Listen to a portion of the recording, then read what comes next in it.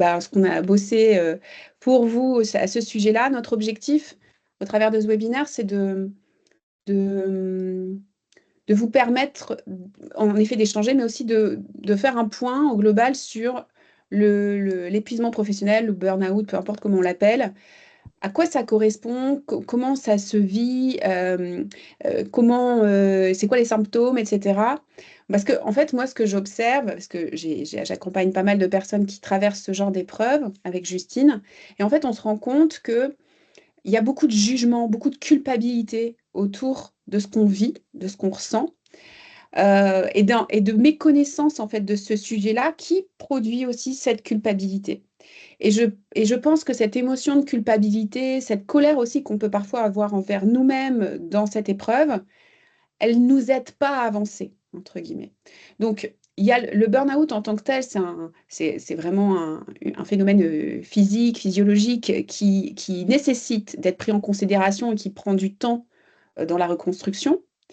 Mais du coup, en fait, quand on rajoute la surcouche de jugement, de colère, enfin, le rejet qu'on peut ressentir par rapport à ça, en fait, ça vient, à mon sens, rajouter une charge dont on n'a pas forcément besoin. Donc là, la volonté de ce webinaire, c'est de vous parler de ça pour que vous puissiez aussi cultivé un peu plus de bienveillance et de respect et de patience aussi par rapport à ce que vous êtes en train de traverser, si vous êtes en train de traverser ça.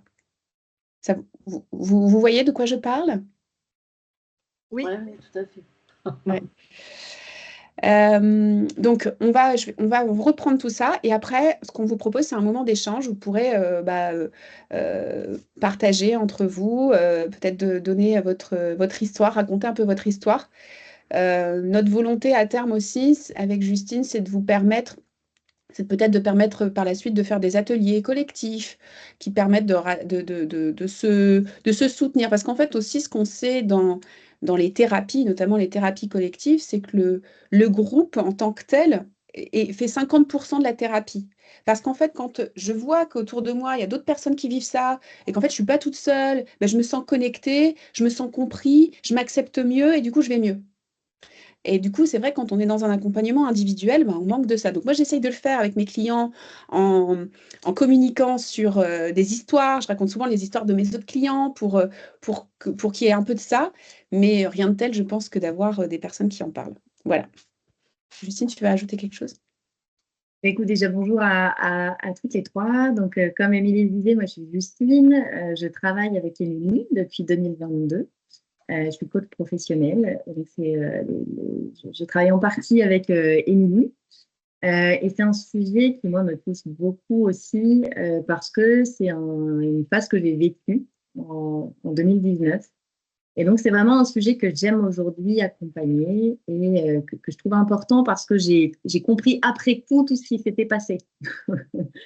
Donc, c'est vraiment des informations que j'aurais aimé, moi, avoir à ce moment-là. Avant, je ne sais pas si j'aurais été à l'écoute, mais en tout cas, pendant le burn-out, pour en effet aider à mieux vivre. Et puis, parce que c'était vraiment un processus qui, comme disait Émilie, prend du temps euh, et qui intègre pas mal de choses, pas mal de pensées, pas mal d'injonctions. Donc, c'est vraiment un sujet, en tout cas, qui nous touche énormément, Émilie et moi, et qu'on adore aborder. Donc, on est ravis de passer ce moment-là avec vous. Alors, c'est parti. Des questions, peut-être, avant qu'on démarre? Non. Non, c'est OK pour vous? OK. Alors, je ne sais plus si c'est toi ou si c'est moi, Justine. Vas-y, je te Je peux y laisse la aller? main. Alors, le burn-out. Donc, on parle d'épuisement professionnel, burn-out. En fait, c'est vrai que c'est un terme qu'on entend beaucoup. Il faut reconnaître qu'il y a des degrés, enfin des niveaux de plus ou moins forts dans le burn-out. Il y a des personnes qui vont vraiment être complètement carbonisées, puisque c'est vraiment une combustion totale, carbonisation psychique des personnes qui, presque du jour au lendemain, vont ne plus savoir se lever. Et puis pour d'autres, ça va prendre des formes plus légères quand même. Donc il y a vraiment des degrés, mais En fait, c'est emprunté au domaine de l'aérospatial. C'est un épuisement physique et psychologique qui aurait consommé toute son énergie et qui finirait par craquer. Donc, il y a des personnes, elles vont être en burn-out parce qu'elles vont avoir, par exemple, pas du tout écouté leur épuisement. Elles travaillent énormément, elles se donnent à fond, mais elles sont ça va être des personnes qui vont être. Il n'y a pas de question par rapport au métier en tant que tel qu'elles font. Elles sont passionnées et c'est la passion qui les brûle, quoi. Elles se confondent littéralement avec leur job. Et puis pour d'autres, bah, ça va être des symptômes plutôt hauts. Ça peut être des difficultés dans le travail, relationnel, avec des personnes avec lesquelles je bosse. Ça peut être un manque de sens dans mon travail. Enfin voilà, ça peut prendre l'origine et varier. Mais en tout cas, ce qui est sûr, c'est que ce que ça signifie, c'est j'ai plus de carburant, j'ai plus d'essence, j'ai plus de quoi fonctionner normalement. J'ai trop tiré sur la corde et puis aujourd'hui, bah, je ne sais plus avancer, quoi. Voilà. Euh, Alors, le burn-out, c'est un sujet qui est encore tabou. On entend de plus en plus parler, mais néanmoins, ça reste encore tabou. Ça reste parfois culpabilisant, comme disait tout à l'heure Émilie. Et pour essayer de déculpabiliser un maximum par rapport à ce sujet-là, il y a trois éléments qu'on voulait vous partager qui sont importants pour nous. Déjà, c'est que le burn-out concerne tout le monde. Il concerne tout le monde parce qu'aujourd'hui, il y aurait 34% des salariés qui seraient en burn-out ou en épuisement. Alors, bien sûr, à des degrés différents, mais néanmoins qui se sentiraient épuisés professionnellement. Donc, un tiers des salariés, ce qui est énorme quand on lit ce chiffre-là. Donc, on est loin d'être tout seul quand on est dans cette situation. Et justement, Émilie le disait aussi tout à l'heure, c'est que souvent, ça amène à beaucoup de solitude, le burn-out. On a l'impression qu'il n'y a que nous qui vivons ça, qu'on est tout seul à être dans la difficulté. Pas du tout. En fait, en libérant la parole et en en parlant autour de nous, on se rend compte qu'il y a pas mal de salariés qui vivent la même chose. Le deuxième point, c'est que il n'y a pas de rapport entre le niveau hiérarchique et le burn-out. Tout le monde peut faire un burn-out. Qu'on soit manager, qu'on soit ouvrier, qu'on soit grand PDG, qu'on soit sportif professionnel. Il y a par exemple 62% des managers qui ressentent souvent ou occasionnellement un épuisement professionnel. Donc vraiment, tous les niveaux hiérarchiques et sociaux sont concernés. Et le burn-out va toucher plutôt des personnes qui sont investies, des personnes qui sont engagées dans leur boulot, au final. Elle va pas, on pourrait croire quand on est touché par le burn-out qu'on est nul, qu'on ne sait pas gérer ou autre. En fait, le burn-out, ça touche des personnes qui sont très investies et très engagées. C'est par exemple le cas des sportifs professionnels qui de plus en plus commencent à libérer la parole aussi sur ce sujet-là. Il y avait par exemple la tenniswoman Naomi Osaka qui avait déclaré forfait pendant un des Roland-Garros il y a quelques années. Elle venait d'avoir un enfant et en fait, elle était à bout, elle n'avait plus d'énergie et elle a déclaré forfait parce qu'elle pouvait pas continuer en fait. Donc vraiment, on n'est pas nul quand on vit en burn-out, c'est juste qu'on est très investi, très engagé bien souvent et qu'on est à plat, qu'on n'a plus d'énergie. Ouais, c'est vrai que enfin, souvent, en fait, je tiens à dire à mes clients, et clients, il y a plus de femmes là aujourd'hui, que il y a cette culpabilité, on a l'impression qu'on n'est pas assez fort, on devrait être plus fort, enfin c'est quand même pas si grave, des phrases comme ça, où je devrais prendre du recul, des choses comme ça, qui rajoutent une couche et qui font qu'on a l'impression de ne pas être assez fort. Et en fait, en réalité, souvent, c'est des personnes qui ont justement plutôt fait le contraire, qui ont trop attendu, qui ont pris trop sur elles, qui ont trop encaissé, qui craquent en fait. Donc c'est plutôt, je vous invite à regarder ça plutôt de cette manière-là, plutôt que de se juger à nouveau et de se rajouter une couche. Et Euh, Vas-y. le problème avec le burn-out, c'est qu'on ne se rend pas toujours compte qu'on est dedans. C'est un peu la métaphore des grenouilles dans la marmite d'eau bouillante. Je ne sais pas si vous connaissez, si vous avez déjà entendu parler de cette histoire. Euh, on imagine deux grenouilles qui sont dans une marmite d'eau froide qu'on met sur le feu. C'est un petit peu barbare, hein, dit comme ça, mais on ne le fait pas en vrai. On fait juste l'imaginer. Deux grenouilles, elles sont bien. L'eau commence à chauffer un petit peu, à tiédir, et puis elles se sentent bien, donc elles restent. Puis l'eau commence à devenir un peu plus chaude, ça devient un peu désagréable. Ça commence à leur prendre de l'énergie, elles se fatiguent un petit peu, mais elles restent, elles tiennent le coup. Et puis petit à petit, l'eau chauffe de plus en plus jusqu'à bouillir. Et en fait, les petites grenouilles, elles ont tellement perdu d'énergie à rester dans cette eau chaude que là, elles en ont même plus. Elles se rendent compte que c'est trop désagréable, que c'est trop chaud, mais elles n'ont plus d'énergie pour pouvoir sortir de la marmite et donc elles finissent par bouillir. C'est vraiment ça la métaphore du burn-out. C'est vraiment qu'on ne se rend pas compte au début, en fait, on chauffe à petit feu, on ne se rend pas compte qu'on est dedans, et à un moment donné, quand on s'en rend compte, bah, c'est un peu la difficulté, on n'a plus d'énergie euh, pour pouvoir au final savoir comment sortir de cette problématique. Par rapport à ça, moi, je vais vous partager mon expérience personnelle. Je vous ai dit qu'il y a quelques années, j'avais fait un burn-out. Et en fait, j'étais dans une agence marketing. Je travaillais en tant que responsable de clientèle. Je travaillais énormément, j'investissais beaucoup depuis plusieurs années. Et mon métier me plaisait plus forcément, mais je continuais à donner beaucoup. Et en fait, au bout d'un moment, je commençais à avoir des symptômes physiques, mal de tête, fatigue, j'avais des douleurs dans le corps, j'arrivais plus à me concentrer, j'avais des problèmes de mémoire, j'arrivais vraiment plus à tenir une conversation. Ça, cet échange qu'on a là, j'aurais été incapable de le faire. Vraiment, je sentais que mes neurones avaient du mal à se connecter entre eux. Et je continuais en me disant, ça ira mieux la semaine prochaine. Et ça, j'en étais vraiment persuadée. Ça ira mieux la semaine prochaine. Il y a dû avoir 3 ans de semaine prochaine, où j'attendais la semaine prochaine qui irait mieux. Sauf que ça n'allait jamais. Et en fait, à un moment donné, c'est une de mes collègues qui m'a alertée en me disant, là, Justine, là, c'est plus possible, il faut que tu t'arrêtes, il faut que ça cesse, il faut que tu en parles. Et c'est à ce moment-là que j'ai eu le déclic, que je compris que j'étais en train de bouillir, que j'étais en train vraiment de m'épuiser littéralement. Mais sinon, j'étais vraiment dans cette marmite désagréable, à pas être bien, mais à rester dedans. Et donc vraiment, c'est ce déclic-là qui m'a permis derrière de mettre en place d'autres choses pour pouvoir sortir de la marmite. Donc c'est vraiment ça qui n'est pas évident.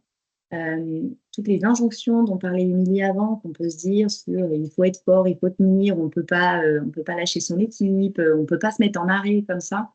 C'est ça aussi qui nous fait rester dans cette marmite d'eau bouillante. Ça vous parle? Ah oui, complètement. Il y a des symptômes que finalement je ne réalisais pas, qu'en entendant le témoignage, je dis c'est vrai, la fatigue, enfin voilà, il y a des choses, le mal de dos, ça ira mieux prochainement. Oui, ça me parle. En fait, ce qui est bon. Vas-y, je t'en prie. Non, vas-y. Non, vas-y. Trop de politesse. Non, je disais, c'est vrai que parfois, quand on ressent ces symptômes-là, on va se dire, bah oui, je suis fatiguée, bah oui, c'est parce que je dors un petit peu moins que d'habitude. On prend les symptômes, en fait, en tout cas, moi, je dis on, mais moi, c'est ce que je faisais, je prenais les symptômes un peu un par un. Et donc, j'arrivais très bien à trouver une autre explication que l'épuisement professionnel. Sauf qu'en fait, quand je regardais dans la globalité avec du recul, je me disais, bah oui, tous les éléments étaient là. Et il y a vraiment ce culte de la tête, du mental qui trompe un peu qui nous trompe sur notre état, sur notre situation. Vraiment, ma tête me disait, tu es forte, c'est un peu dur, mais allez, ça va aller. Et c'est pas facile de se reconnecter vraiment à son corps dans ces moments-là, parce que la tête nous dit tiens bon, et notre corps nous dit ça suffit, arrête. Il peut même y avoir Pardon, je prends oui. Il peut même y avoir des explications. Là, j'ai une cliente, par exemple, qui me disait non, mais comme c'est les vacances, par exemple, ah ben, je vais attendre les vacances. Après les vacances, ça ira mieux. Mais à un autre moment, ça va être après, ça va être Noël. Non, mais là, c'est parce que j'ai ce dossier-là à rendre. Et donc, il y a notre cerveau, il va nous leurrer là-dessus parce qu'il n'a pas très envie de voir la réalité en face à ce moment-là. On est dans une forme de déni. pas toujours, hein, ça arrive, c'est vraiment pas systématique, mais il y en a quand même beaucoup. Parce que je vais rattacher ça à un événement, mais je vais être leurrée parce qu'en réalité, après cet événement-là, il y en aura un autre, et en réalité, le problème ne va pas se résoudre. Mais c'est ça, on va entendre beaucoup d'explications qui nous font croire qu'après, ça ira mieux. Sauf qu'en vrai, après, ça n'ira pas forcément mieux. Alors, ça peut arriver en effet d'avoir des coups de bourre, et puis, mais quand on observe que sur un an, c'est en permanence comme ça, en effet, c'est qu'il n'y a pas de raison que ça change, sauf à ce que nous, on change dans notre façon de travailler, dans les interactions qu'on a avec nos équipes. Mais voilà. Alors, les symptômes qui peuvent nous alerter, donc c'est pas très engageant, hein, parce que la première partie, elle est pas fun. On va avoir l'impression d'avoir, au niveau émotionnel, au niveau des pensées qu'on a, on va avoir une forme de pessimisme, une perte de confiance. On va se rendre compte aussi qu'on prend moins facilement du recul. Là, juste avant vous, j'étais avec une cliente justement qui est en train de traverser un épisode de burn-out et qui me disait en fait, j'aimerais bien réussir à prendre du recul. Là, j'arrive plus à prendre du recul. Je me mets la prise. Enfin, ça prend des proportions énormes pour des raisons qui sont pas valables. Et en fait, moi, ce que je tiens aussi à vous dire, c'est que, en réalité, c'est vraiment chimique aussi cette histoire. C'est-à-dire que comme vous avez cumulé beaucoup de stress, ça a généré la production de beaucoup de cortisol. Donc, vous avez beaucoup de cortisol dans le corps. Et ce cortisol va venir impacter vos cellules et la façon aussi dont vous pensez. Et donc, en fait, parfois, on va avoir tendance à se dire, mais enfin, pourquoi je pense des trucs comme ça? On s'en veut presque d'avoir des pensées négatives, enfin, on va faire des allers-retours. Et alors qu'en réalité, à ce moment-là, en fait, ça nous échappe un peu, quoi, cette histoire. C'est-à-dire que c'est physique, c'est physiologique. Et donc, notre cerveau fonctionne moins bien. Enfin, il n'arrive pas à être positif et il n'arrive pas à prendre du recul, entre guillemets. Mais ce n'est pas quelque chose sur lequel on a beaucoup de contrôle à ce moment-là. La seule solution, on verra par la suite, c'est vraiment de se reposer, de se poser, de prendre du temps, etc.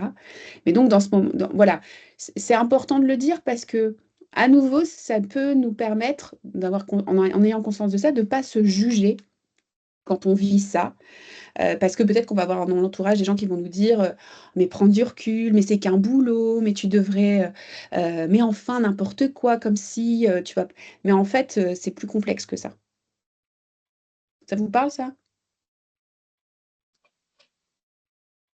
Oui, Ouais. attends. Donc, physiquement, alors, si il va y avoir en effet une fatigue, des maux de tête, des maux de dos, des tensions musculaires, des troubles du sommeil. Moi, par exemple, le symptôme clé, c'est les troubles du sommeil. Alors, je sais qu'on en avait parlé avec Justine. Justine me disait, ah, moi, pas du tout, j'ai jamais eu ce problème-là. Mais moi, dès que ça va pas, c'est les nuits qui sont perturbées. Donc, quand je sens que mes nuits sont perturbées, c'est qu'il faut que je fasse attention à moi parce que ça va plus. Au niveau relationnel, en fait, ce qui est aussi très problématique, c'est que le burn-out va nous inciter, enfin, c'est pas tout le monde, mais une grosse partie va se replier sur soi, s'isoler. Alors qu'en fait, très souvent, la solution, elle est dans l'ouverture aux autres. Il y a des profils de personnalité qui vont se ressourcer dans le contact avec les autres. Mais pourtant, quand on n'est pas bien, on va avoir tendance à se replier parce qu'on peut avoir honte, parce qu'on n'a pas envie d'embêter, parce qu'on se sent nul, etc., pour plein de raisons. Et du coup, ça va un peu, entre guillemets, alimenter encore les symptômes. Baisse d'empathie aussi, parce que quand on doit s'occuper de nous, on a du mal à s'occuper des autres, et c'est normal. Et donc ça aussi, ça peut être difficile à vivre. Au niveau cognitif, on va avoir des difficultés de concentration, beaucoup d'indécision. On va être noyé, on va avoir la sensation d'être noyé dans un verre d'eau, des choses qui sont basiques et simples. Là, la cliente que j'avais juste avant me disait que tout début de son burn-out, sa maison, on avait l'impression qu'il y avait eu un cambriolage chez elle. Sa mère était venue à la rescousse pour l'aider à ranger parce que elle n'arrivait plus à faire la vaisselle, enfin, ce genre de choses, quoi. C'était vraiment compliqué. Et puis à nouveau, culpabilité, parce que tu te rends compte, j'arrive même plus à faire ma vaisselle. Nanana. Et puis voilà, du désengagement au travail. Voilà. Donc ça, c'est un petit échantillon des symptômes, donc c'est pas très réjouissant, mais quand on commence à les cumuler, il faut se poser des questions, quoi.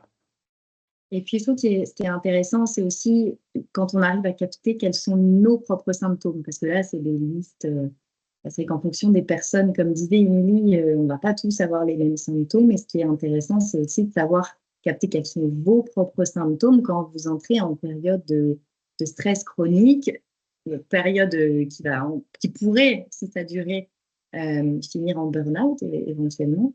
Mais moi, je sais que Émilie, c'est le sommeil. Moi, c'est quand je me replie sur moi. Pourtant, je suis quelqu'un qui me ressource avec les autres. Bah, si je me replie sur moi ou si je me coupe de mon plaisir, alors ça, je peux être sûre que c'est les premiers signaux de stress important, en fait, de stress chronique. Et donc, aujourd'hui, c'est des choses qui me mettent la puce à l'oreille. Et d'un point de vue comportemental, du coup, ça m'aide aussi, parce que je pourrais aussi mettre les maux de tête dedans ou la fatigue. Mais je trouve que c'est des symptômes qui sont parfois plus difficiles à relier spécifiquement à un épuisement ou à du stress. La fatigue, j'ai 3 enfants en bas âge, elle n'est pas toujours au top. Pourtant, je ne suis pas toujours en situation de stress ou d'épuisement en ce moment. Donc, c'est vrai que ces signaux comportementaux, pour moi, c'est vraiment mes marqueurs, comme quoi il y a un truc qui ne va pas bien en ce moment. Est-ce que vous avez conscience de vos marqueurs? Alors moi, j'ai pas ça, mais justement, je voulais comprendre. Je suis une jeune entreprise et justement, je veux pas tomber là-dedans.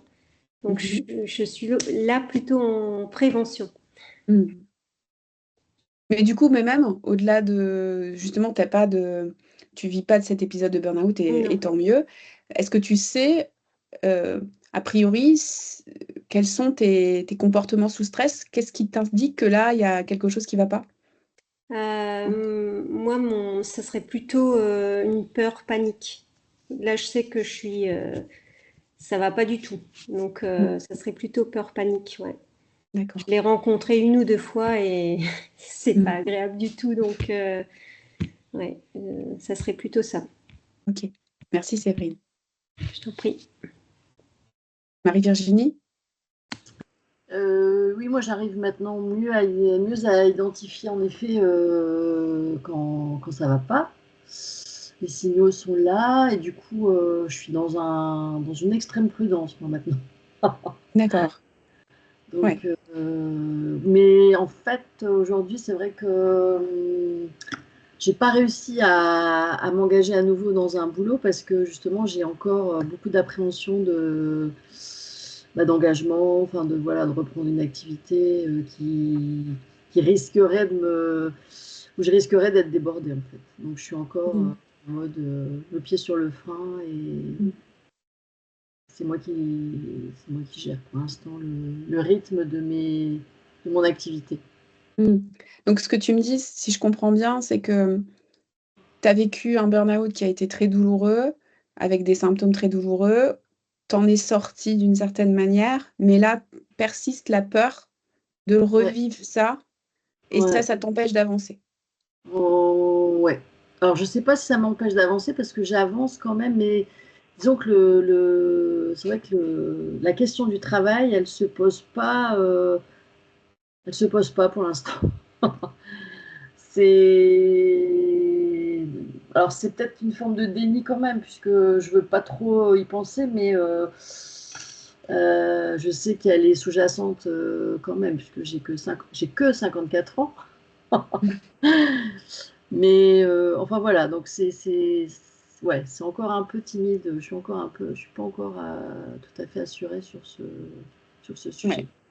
T'as pas encore la suite, et quand parfois peut-être tu te dis bon bah tu te questionnes sur cette suite, tu as tendance à mettre un peu ça de côté, dire bon, on verra bien plus tard quoi. Sujet. Ouais, c'est ça. Je me dis pour l'instant, ça répond pas à une nécessité absolue. Du coup, voilà, ça me va bien de vivre un peu au jour le jour et de pas me prendre la tête avec ça. Ok. Bon, bah, si tu peux le faire, tant mieux. Oui, bah disons que je je laisse mon mari gérer un peu ce domaine financier, etc. Enfin, le domaine financier. En fait, voilà, j'ai du mal à me dire que le travail peut... enfin, ouais, je suis encore dans le questionnement. Pourquoi je dois travailler? Qu'est-ce que ça va m'apporter? Qu'est-ce que... Voilà. C'est encore des questions que je... Enfin, Ouais. c'est des questions que je me pose de temps en temps. Ok. Et toi, Camille? Bah, moi, je les vois dans plusieurs catégories. Physique en premier, forcément. Moi, ça va être plus des maux de dos. Et c'est arrivé par petits épisodes. Et quand maux de dos, moi, on en a plein le dos, voilà. Et troubles du sommeil, ça a beaucoup. Et après, en émotionnel, la perte de confiance. Donc, forcément, ça va avec. Et dans le relationnel, j'ai des épisodes de repli, même si je suis quand même beaucoup à remplir le vide quand ça va pas et aller voir les autres. Mais il y a des périodes où, voilà, quand je me retrouve des fois toute seule, je me replie un peu sur moi-même. Et du coup, ouais, c'est dans plusieurs catégories, les autres un peu moins. Je m'y retrouve pas trop, mais celle-là, symptôme, il me parle bien, quoi.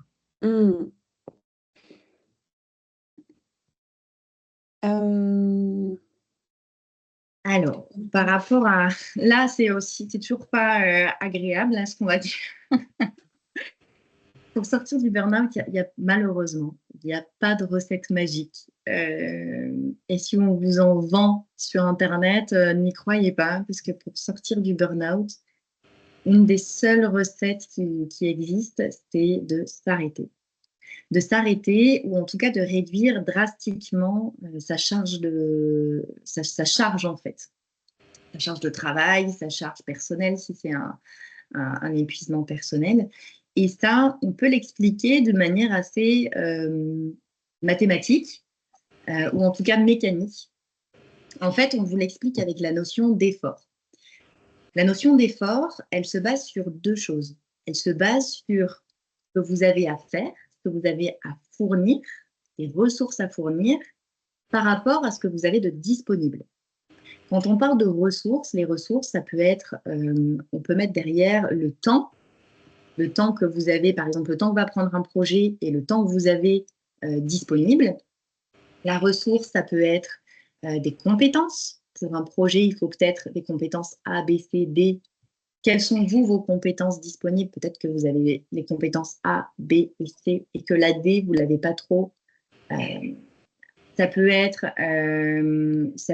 de l'énergie aussi, l'énergie que vous avez disponible. Donc, on va vraiment regarder, faire le rapport entre ce que vous avez à fournir par rapport à ce que vous avez de disponible. Et en fait, quand les ressources disponibles sont plus importantes que les ressources à fournir, c'est OK. C'est OK parce que l'effort est inférieur à 1. Donc, normalement, on arrive à bien gérer. Je vais vous prendre un exemple pour illustrer ça.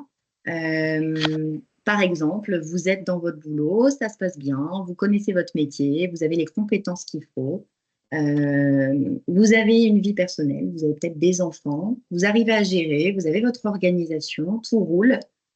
Eh ben, on peut peut-être estimer que votre niveau de sollicitation aujourd'hui, il est à 5 sur 10, que vous avez à faire, et que vos ressources disponibles aujourd'hui, vous avez de l'énergie, vous vous sentez plutôt bien, on va dire que vous êtes à 7 sur 10. Donc, on voit le ratio 5 sur 7, on est OK. Admettons, la situation change un petit peu, votre manager vous met sur un appel d'offres ou alors vous propose un nouveau projet avec un gros enjeu. Là, votre niveau de sollicitation, il va monter d'un cran.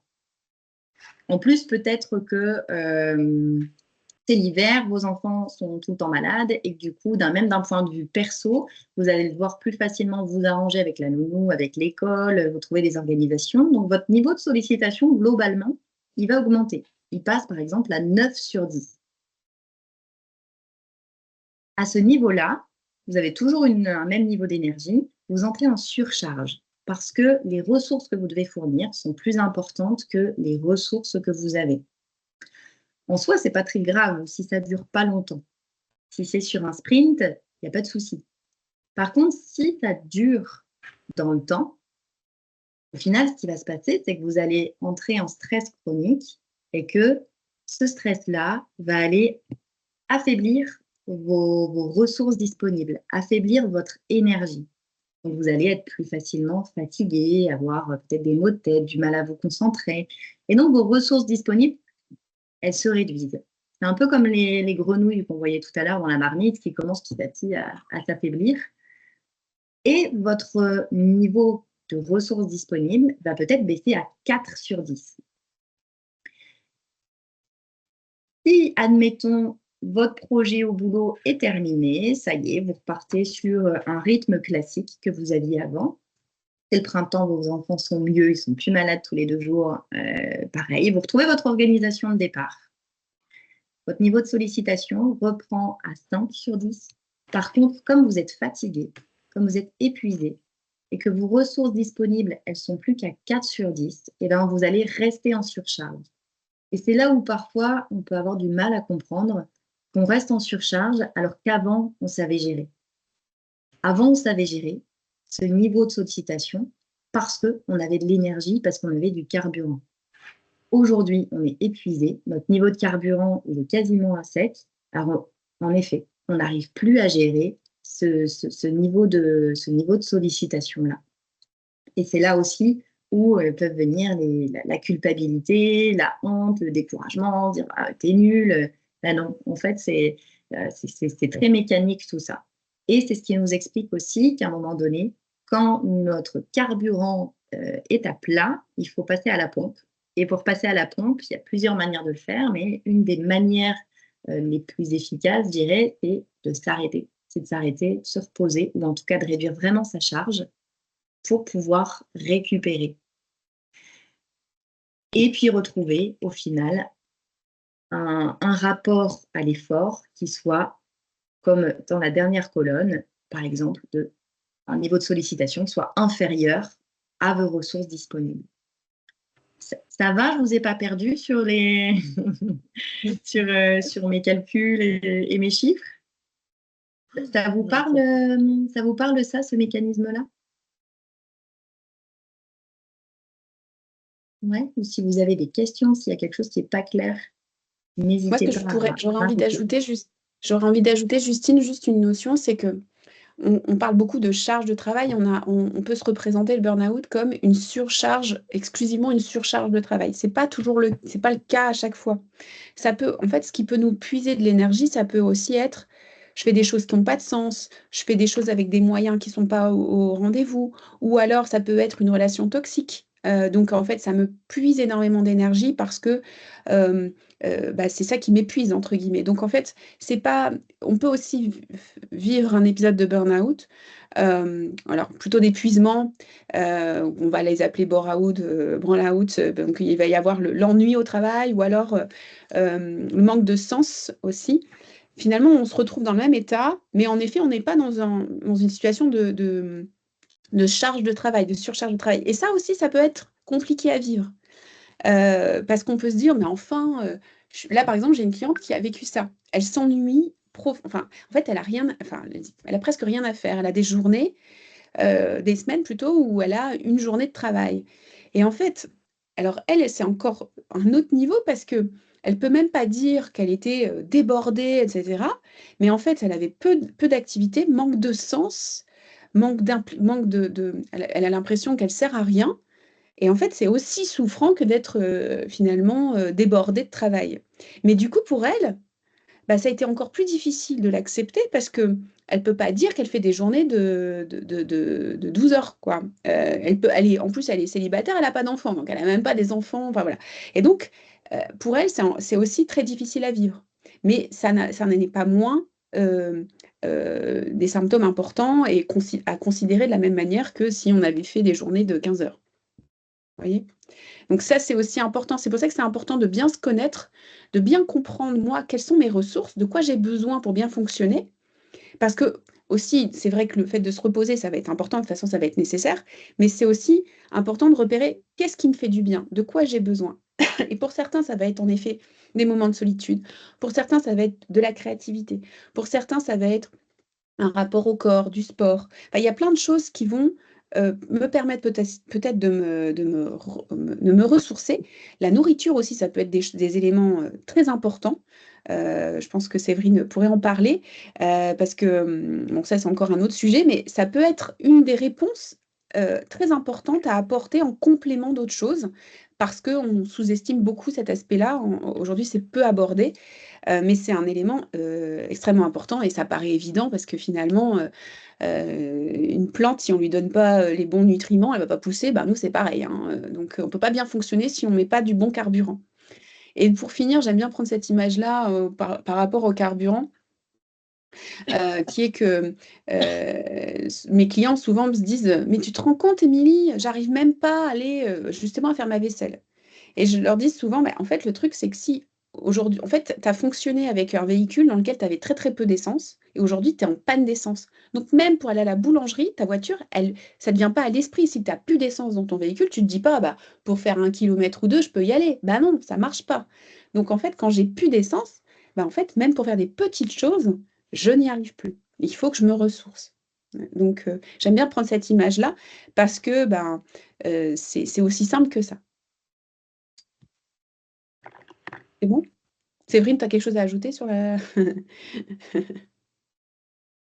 C'est sûr que pour qu'on soit bien, dans tous les cas, il faut bien se nourrir, faire attention aux premiers signes, faire du sport, gérer ses émotions. Ça, c'est sûr, c'est la base, mais ben, c'est des choses qu'on ne nous apprend pas, donc on le sait au fur et à mesure. De toute façon, il faut il faut écouter son corps. Mmh. C'est ce que je dirais. Maintenant, on vit dans une société où on va vite et on s'écoute plus, donc on se pose plus. Donc c'est compliqué d'écouter son corps. Et comme vous disiez, ah ben c'est pas grave, il y a encore une journée où ah ben, je verrai la semaine prochaine, ou je verrai les vacances, et donc voilà, ça repousse à chaque fois. Mais ouais, pour aller loin, il faut ménager sa monture. Mmh. Merci Séverine. Donc, on a un petit échantillon des phrases qu'on peut se dire ou entendre. Moi, donc, si je m'arrête, je ne saurais plus y retourner. Les dossiers se seront accumulés, ce sera pire. Alors, là, en ce moment, par exemple, j'ai une cliente qui est vraiment dans cet état-là.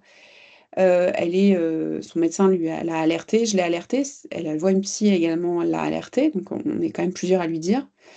Donc, en effet, c'est elle qui me dit: «Bah, ça ira mieux après les vacances». Et puis surtout, ça rejoint ce qu'on disait au tout début du webinaire, c'est-à-dire que c'est quelqu'un de très engagé et très professionnel et en plus qui adore ses collègues.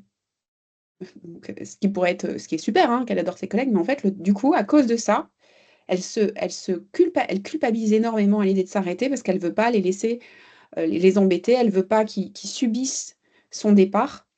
Et cette loyauté vis-à-vis des collègues de travail avec lesquels j'ai créé des liens, peut-être même dans cette période-là encore plus parce qu'on est tous un peu dans le même bateau en général dans ces cas-là. Bah, du coup, elle a du mal à s'arrêter pour cette raison-là. Et puis, il y a aussi, je pense qu'il y a parfois les personnes ont conscience qu'elles sont au bord du précipice et que si elles s'arrêtent, elles vont forcément le voir, ce précipice, et qu'après elles sauront plus y retourner. Et comme elles savent pas ce qu'il y aura après, parce que là, pour le coup, c'est le grand point d'interrogation. Bah, en fait, c'est tellement douloureux de me retrouver en cette situation d'incertitude que je préfère rester. Je ne sais pas si vous voyez ce que je veux dire, mais moi, c'est ça que je ressens quand j'écoute mes clients, c'est, en fait, ils savent en fond. Ils sont dans un déni, mais pas vraiment, ils savent. Mais comme notre cerveau déteste l'incertitude, finalement, je préfère la certitude de je suis pas bien là où je suis, mais au moins je connais, plutôt que l'incertitude de l'inconnu. Et c'est marrant, c'est un phénomène, c'est vraiment ça, c'est aussi un des biais cognitifs, hein. Je peux pour vous illustrer ce biais cognitif, je vais faire un rapport à la course à pied. Pour ceux qui me connaissent savent que je prends souvent ce lien-là.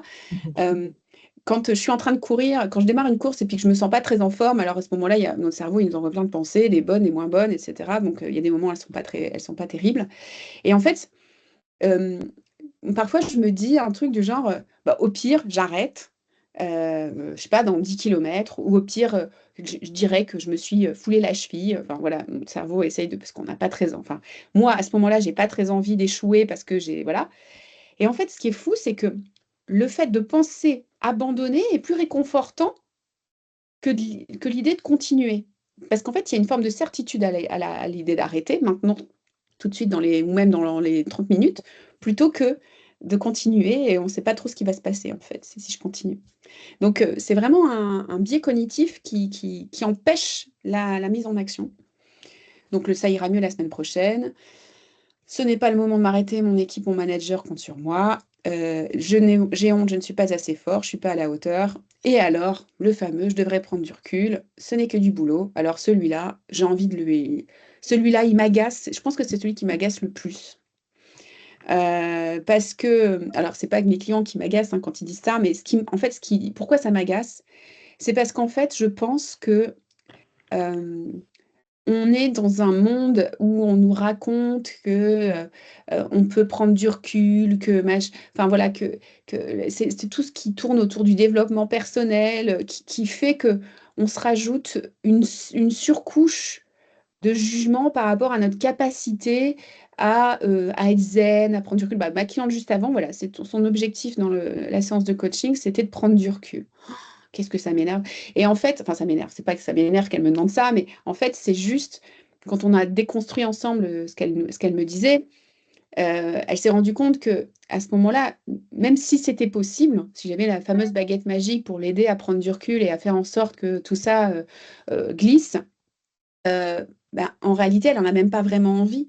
Ce que je lui disais, c'est que, admettons que j'ai une baguette magique et que là, d'un seul coup, tous tes symptômes disparaissent. Qu'est-ce que tu ferais?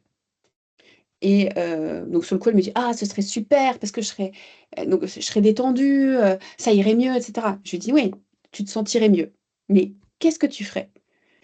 Et donc elle rebotte en touche 2 fois, hein, elle ne répond pas à la question dans un premier temps et puis donc elle finit par comprendre la question, puis elle finit par me dire: «Ah bah, j'y retournerai». Et bah oui, si ça allait mieux, elle retournerait au boulot. Or, c'est pas du tout ce qu'elle veut. C'est pas du tout ce qu'elle veut, c'est plus ce qu'elle veut faire, et cetera. Donc en fait, si ça allait bien, elle retournerait dans la voie dans laquelle elle était. Et je lui dis: «Tu» et donc quand elle me dit ça, elle me regarde, elle me fait: «Ah ouais, ouais, donc en fait, bah oui». Ça c'est aujourd'hui, si tu as encore ces symptômes-là, c'est aussi pour t'aiguiller vers un autre chemin qu'aujourd'hui tu dois prendre. Donc que ça s'arrange, ça serait pas forcément une bonne chose pour toi aujourd'hui. Mais tout ça, il faut pouvoir le déconstruire. Mais voilà, donc ça, c'est ce genre de pensée, c'est pour ça que moi je souhaitais faire ce webinaire, c'est pour que vous les entendiez, pour, que vous ayez, conscience que c'est pas des choses enfin, c'est pas grave si vous les pensez, de toute façon vous faites pas exprès de les penser, mais quand vous les voyez arriver, ben, essayez là pour le coup de c'est pas si simple que ça, en fait, c'est ça. Moi, ce que je voudrais, c'est que, qu'on communique sur le fait que, en fait, c'est loin d'être si simple, c'est beaucoup plus complexe que ça et que prendre du recul, là, non, en fait. C'est probablement pas possible. Ça vous parle, ce que je raconte?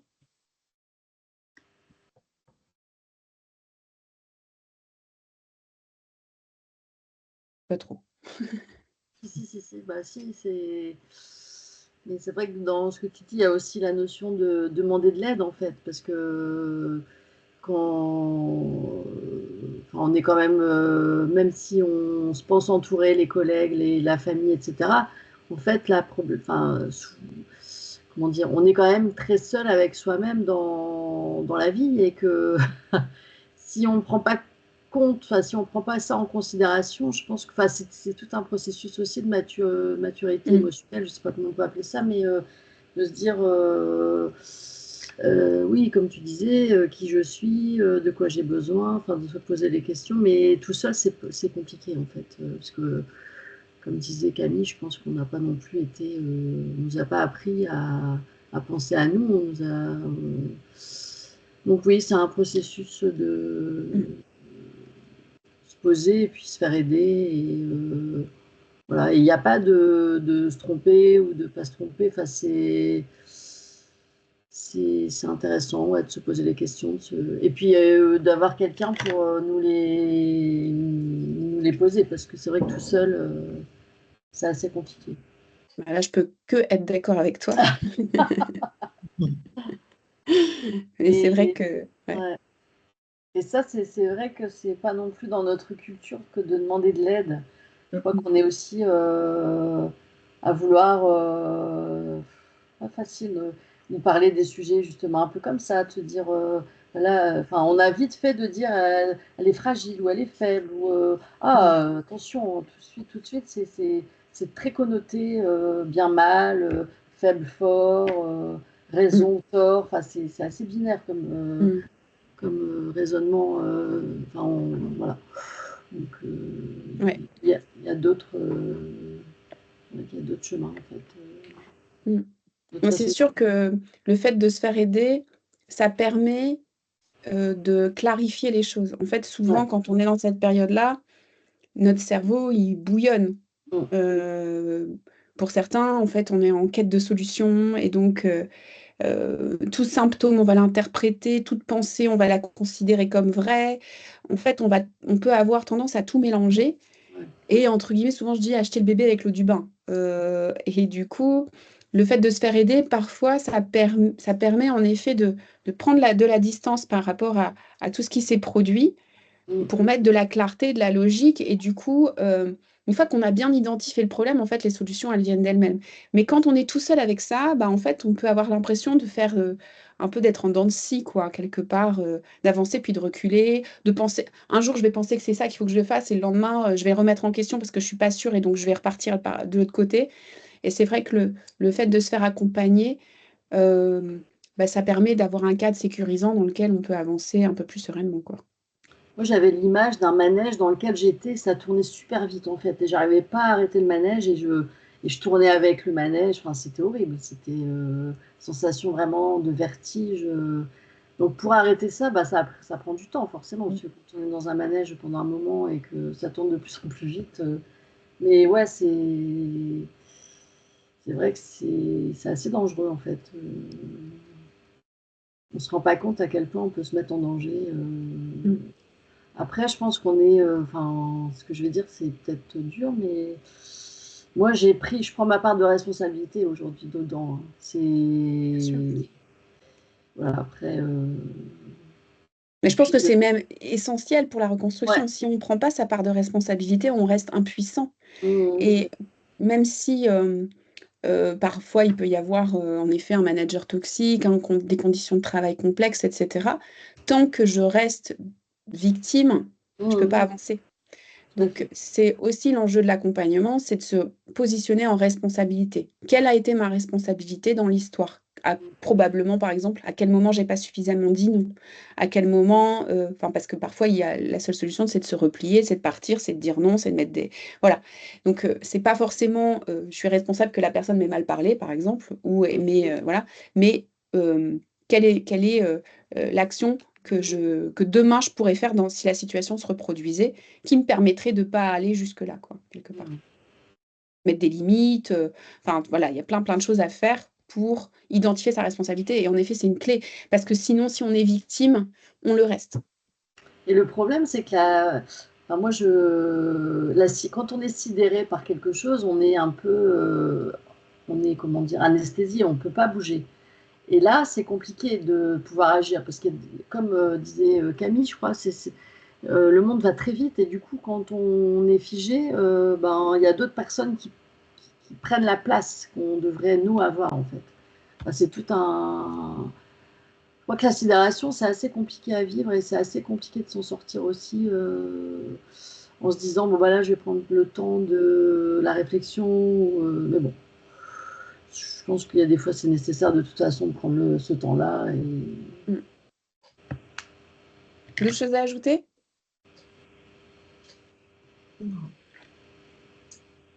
Alors, bah là, c'est un peu la suite logique de tout ce qu'on s'est dit.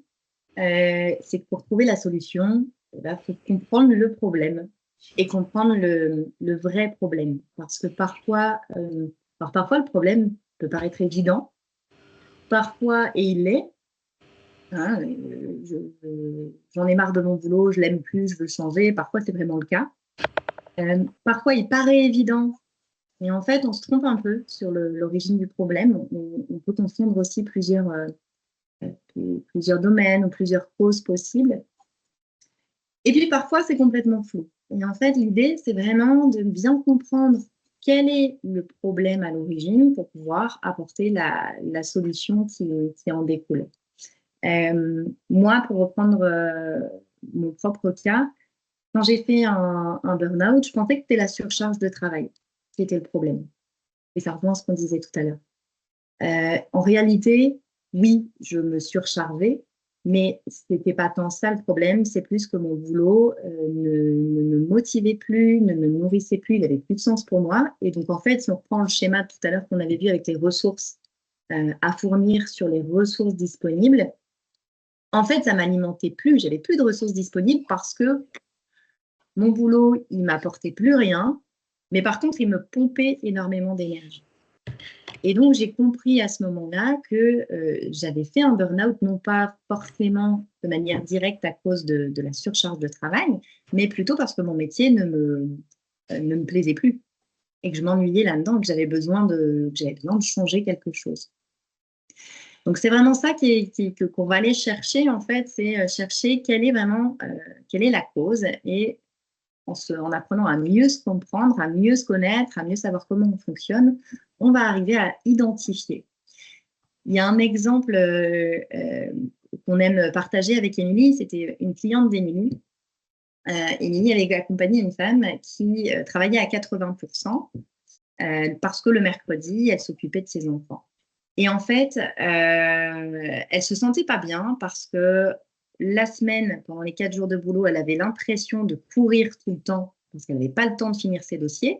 Elle avait le stress de mercredi, je ne travaille pas, donc il faut absolument que je boucle tout avant. Le retour était compliqué. Et elle s'était rendue compte aussi qu'avec ses enfants, elle n'en profitait pas forcément non plus. Et en fait, Émilie lui a donné un exercice qui était de s'observer et de regarder là où elle était, comment elle passait son temps en fait, si elle était, à quel moment elle était heureuse, quelles étaient les émotions qu'elle ressentait au cours de ses journées. Et en fait, elle s'est rendue compte de ce stress du boulot. Elle s'est rendue compte aussi du stress que c'était les mercredis, parce qu'au final, elle passait sa journée à faire des conduites. Et donc, au final, ça ne lui amenait rien de vraiment, ça la nourrissait pas tellement d'un point de vue relationnel avec ses enfants. Et quand elle a compris ça, en fait, elle s'est dit, OK, en fait, la solution, finalement, c'est de passer à 100% au niveau boulot. Parce que quelque part, ça lui permettait de plus courir au boulot, donc d'être un peu plus zen, un peu plus détendue. Et les moments qu'elle passait avec ses enfants le soir, donc pas le mercredi toute la journée, mais le soir et le week-end, ils étaient beaucoup plus qualitatifs parce que c'est des moments où elle était plus reposée et des moments qu'elle avait choisis au final avec eux et où elle avait vraiment envie d'être avec eux et de les retrouver. Donc, je trouve que cet exemple-là permet vraiment bien d'illustrer l'importance d'identifier la bonne problématique pour apporter derrière la bonne solution. Parfois, le 80%, c'est une bonne solution. Parfois, le 100%, c'est une bonne solution. C'est vraiment en rapport avec ce dont la personne a besoin et avec ce dont elle a envie. Et donc, l'idée va être vraiment d'aller chercher quelle est la cause. Alors, les causes, elles peuvent vraiment être multiples et c'est ça qui est compliqué avec le burn-out.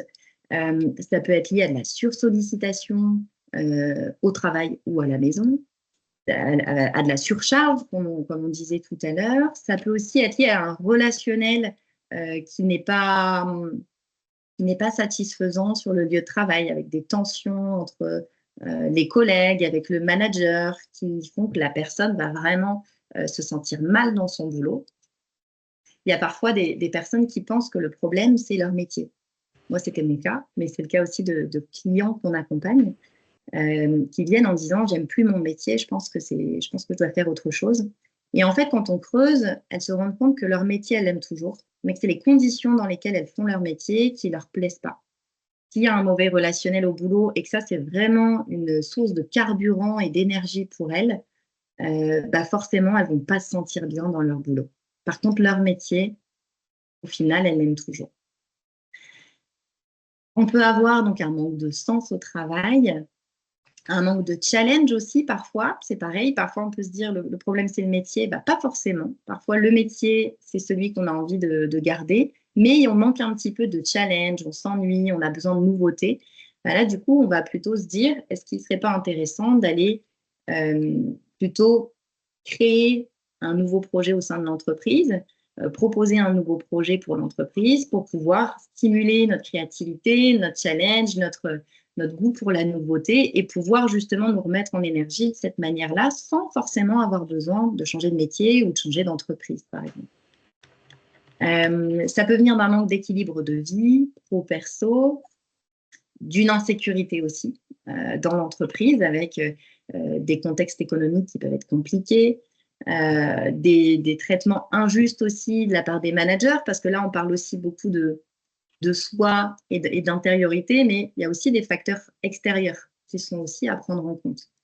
Quand une personne est dans une entreprise qui est malsaine ou dans une relation avec un manager qui est malsain, ça compte aussi. Hein. Tout ne vient pas que de nous, ça vient en partie de nous, mais ça peut aussi venir de l'environnement extérieur. Un poste qui ne mobilise pas mes compétences, mes ressources, ou alors des exigences qui sont très fortes de la part de la hiérarchie et qui vont amener à bosser énormément, à jamais se satisfaire de ce qu'on a et puis à vouloir toujours en donner toujours plus avec des objectifs qui ne sont pas toujours atteignables. Donc là, l'idée, vraiment d'aller chercher quelle est la cause pour pouvoir derrière y apporter une solution. Et comme disait, je voudrais prendre l'exemple d'une cliente pour rejoindre aussi ce qu'on disait sur la partie juste avant.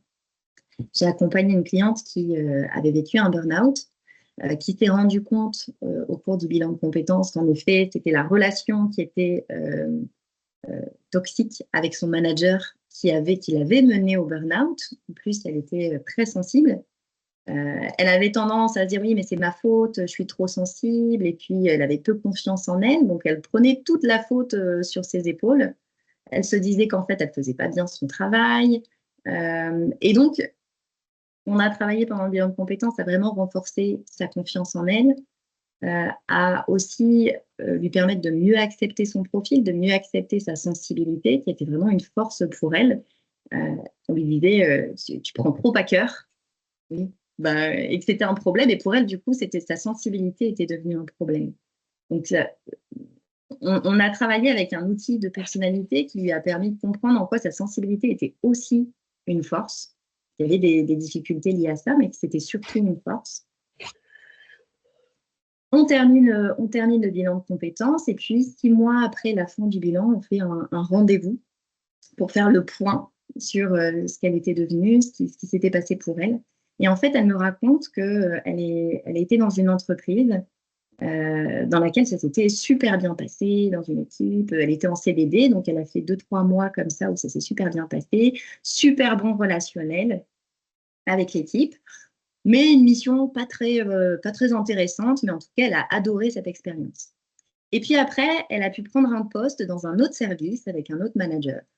Et là, pour le coup, elle dit que ce n'était pas du tout la même chose. Autant la mission était hyper intéressante que le manager. Elle dit, j'ai revu mon ancien manager avec qui j'avais fait un burn-out. Et elle dit, à nouveau, j'ai ressenti les mêmes choses que j'avais senties quand j'avais fait juste avant mon burn-out.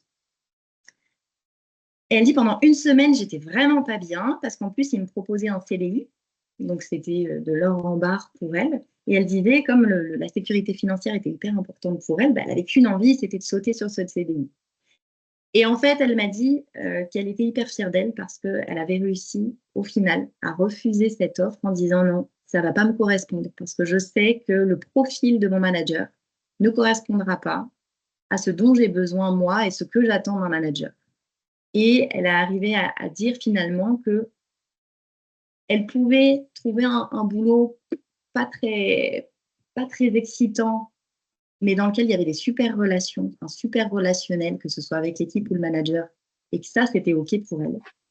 Mais par contre, l'inverse, c'était vraiment pas OK pour elle. D'avoir un super métier avec un manager avec qui ça ne fitait pas, c'était pas possible pour elle. Et du coup, elle a permis, cet exemple, c'est pour dire vraiment qu'elle a pu comprendre comment elle fonctionnait, de quoi elle avait besoin, et que c'était pas toujours elle le problème, en fait, hein. Elle aurait pu se dire ça dans cette dernière expérience. Et voilà, elle a mieux compris comment elle fonctionnait et aussi, elle a réussi cette fois-ci à vraiment poser ses limites avec son manager, en fait, et à dire, bah là, c'est trop pour moi, là, je ne signe pas pour ça. Ouais, et puis en fait, finalement, c'est pas qu'elle a un problème ou qu'elle a pas de problème, c'est qu'elle a une personnalité, des talents, des compétences, des aspirations et qui font que, bah, en fait, elle va être bien dans telle condition et elle sera en effet en difficulté dans d'autres, situations et donc l'idée, c'est de comprendre que, ben, de quoi j'ai besoin et plutôt de chercher à aller dans les environnements qui vont me permettre de révéler tout ce que je suis, d'apporter ce que je suis et cetera. Ça c'est pas de glisser alors moi, je fais toujours attention à parler en fait, on a tendance à chercher le confort. Notre cerveau a tendance à chercher du confort pour nous et ce qui est naturel, hein, qui fait qu'on hérite d'un homme de Cro-Magnon qui avait plutôt intérêt à chercher le confort pour, sa survie. C'est pas forcément épanouissant le confort, mais il s'agit pas de confort dans ces situations-là, c'est plutôt dans quelle situation je vais pouvoir avancer, donner tout ce dont j'ai besoin, enfin tout ce que je peux donner, dans de bonnes conditions et cetera. Mais ça veut pas dire que je vais me priver de challenge, de parfois de sortir de ma zone de confort et cetera. Parce que ça va m'apporter des choses, ça va me faire grandir. Mais par contre, il y a des endroits où je vais m'éteindre, des endroits où je vais pas pouvoir exprimer qui je suis, apporter ce que je peux apporter et cetera et ça, bien évidemment, ça, il faut le fuir. Donc, il faut bien faire la différence entre, c'est pas une question je suis une entre guillemets, «je suis une petite chose fragile qui cherche à être dans un environnement bisounours», c'est pas ça du tout. C'est plutôt, je vais trouver un endroit où je vais pouvoir exprimer vraiment qui je suis, apporter ce que j'ai à apporter, grandir et cetera. Mais c'est pas forcément que confortable, mais c'est surtout, favorisant pour m'aider à avancer, quoi. C'est ça surtout. Enfin, je sais pas si vous voyez la différence entre les 2. C'est important pour moi parce que, en réalité, le confort n'apporte pas le bien-être, enfin, en tout cas, ne nous fait pas grandir. Donc, il faut bien faire la différence entre les 2. Continue. Des questions?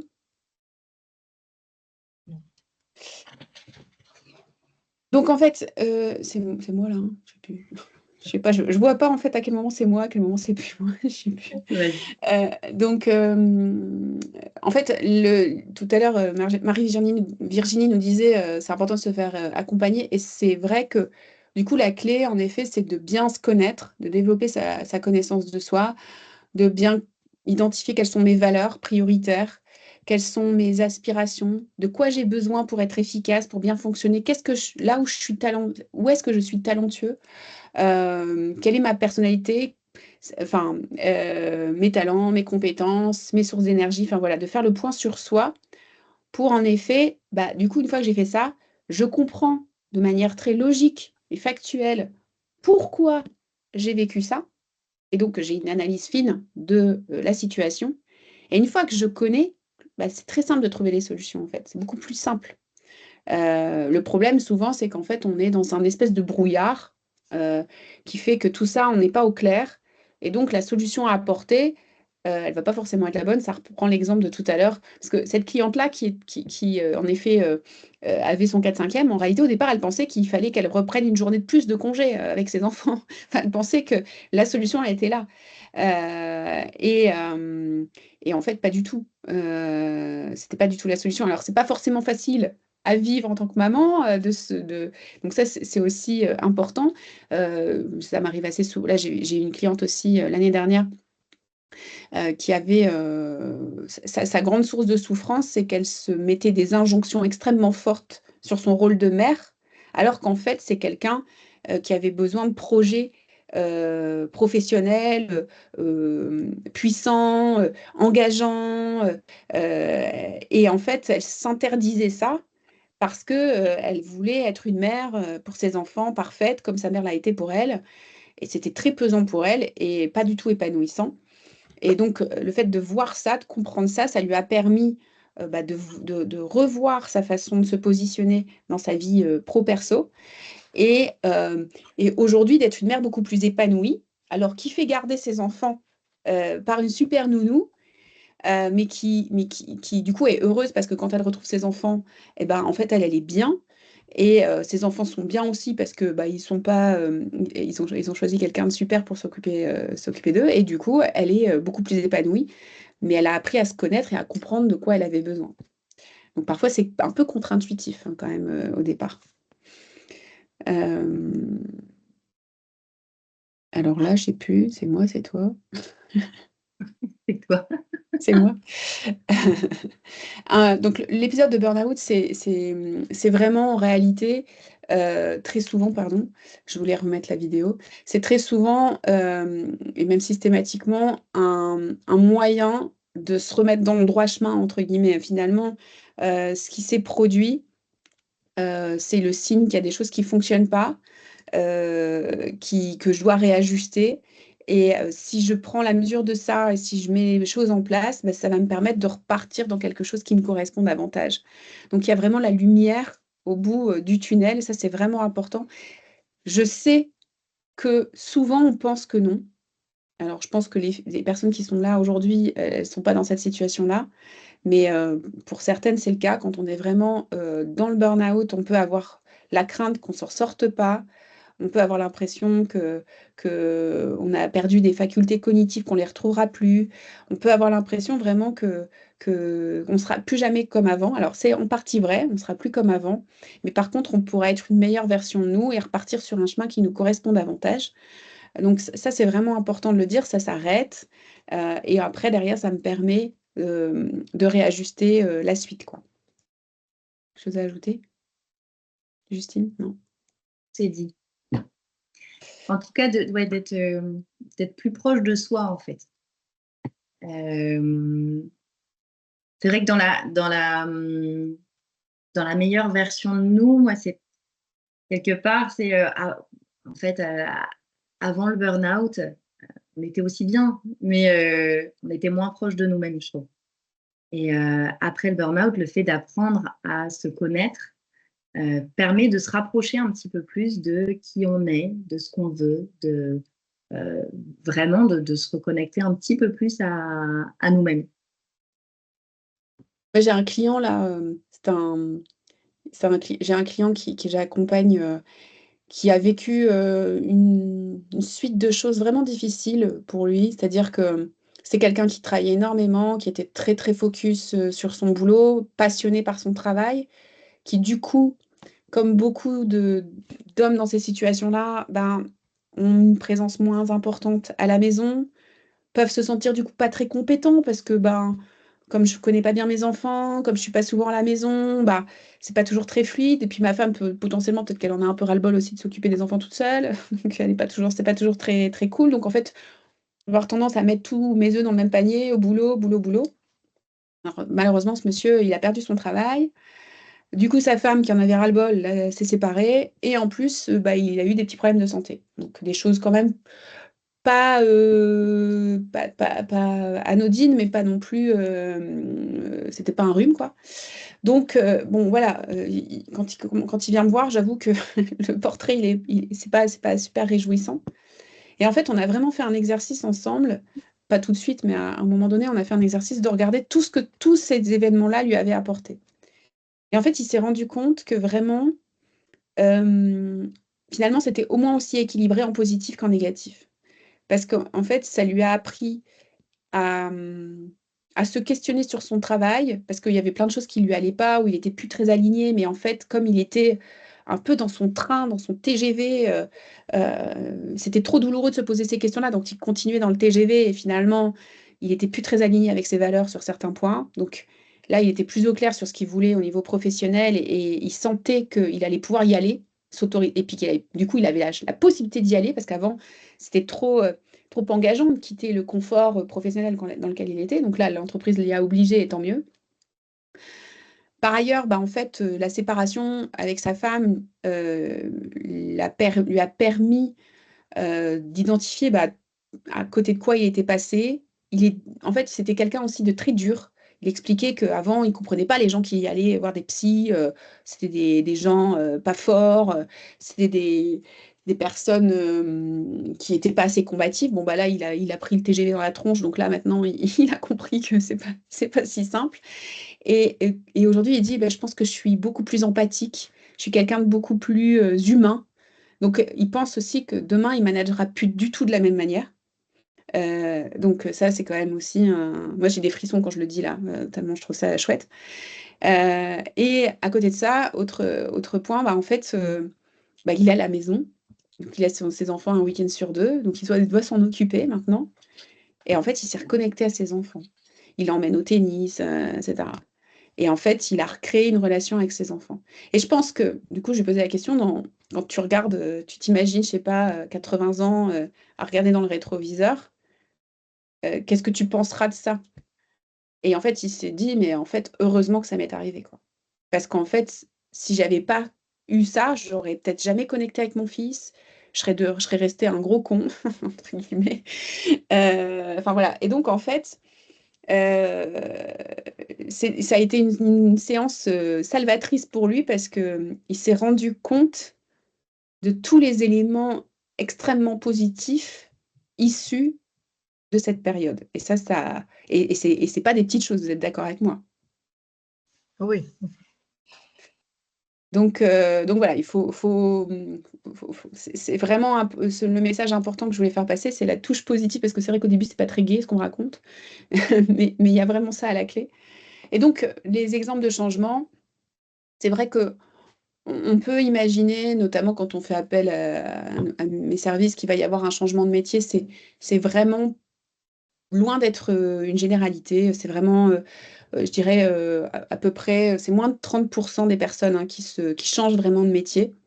Et c'est souvent des personnes qui vont avoir aussi des problématiques physiques par rapport à leur métier, ou alors vraiment un rapport au métier où il n'y a plus du tout de sens, quoi. Mais très souvent, elles vont continuer à exploiter les compétences qu'elles exploitaient dans leur métier initial. Mais souvent, c'est en effet un changement d'entreprise. Ça peut aussi être une création d'entreprise. Et puis, j'ai beaucoup de situations où, en fait, c'est mon rapport au travail qui va changer. Je vais comprendre, je vais mettre en place de nouvelles choses pour me préserver. Donc là, quand je vous dis ça, je pense à une cliente que j'ai accompagnée récemment, qui est dans une belle boîte, sur un métier qui lui plaît, qui mobilise des compétences qu'elle souhaite mobiliser. Donc, il n'y a pas de souci par rapport à ça. Mais par contre, quelqu'un qui avait beaucoup de mal à dire non, à mettre du cadre, qui avait un usage aussi des outils proposés aujourd'hui, qui sont les messageries instantanées non contrôlées, non maîtrisées, donc qui créent beaucoup de sollicitations, sursollicitations. Et donc, on a mis ça au clair, on a refait la même chose que ce que disait Justine, c'est-à-dire je vais demander de prendre, ça c'est quelque chose que vous pouvez faire, de prendre une semaine et de se dire, je vais noter chaque tâche et le plaisir que je prends dans chaque tâche. Et en fait, ça permet d'avoir une vue au plus objective de ma réalité et à nouveau de trouver des solutions plus claires. Et là, en fait, on a vraiment mis à plat ce qui la met dans le confort, ce qui la met dans l'inconfort. Et donc, on a trouvé des solutions à côté de ça. Par ailleurs, l'entreprise a vécu des bouleversements, ce qui fait qu'il y a certains dossiers qui ont disparu et aujourd'hui, elle a retrouvé la sérénité, ce qui a permis de confirmer que le problème, c'est qu'elle disait pas suffisamment non, qu'elle disait surtout oui à tout, mais du coup elle se surchargeait en permanence et bah, du coup elle était en débordement à cause de ça. Et donc voilà. Euh, Là, la cliente de ce matin, elle s'était lancée dans l'entrepreneuriat il y a 5 ans. Et en fait, elle avait une croyance qui l'accompagnait, qui était, quand on se met dans l'entrepreneuriat, euh, c'est notre bébé, il faut tout donner. Si je veux y arriver, il faut que toute ma vie tourne autour de mon travail. En fait, enfin, voilà. Si je veux que ça marche, il faut que je donne tout, quoi. Elle est partie avec ça dans son projet. Elle a tout donné, du coup.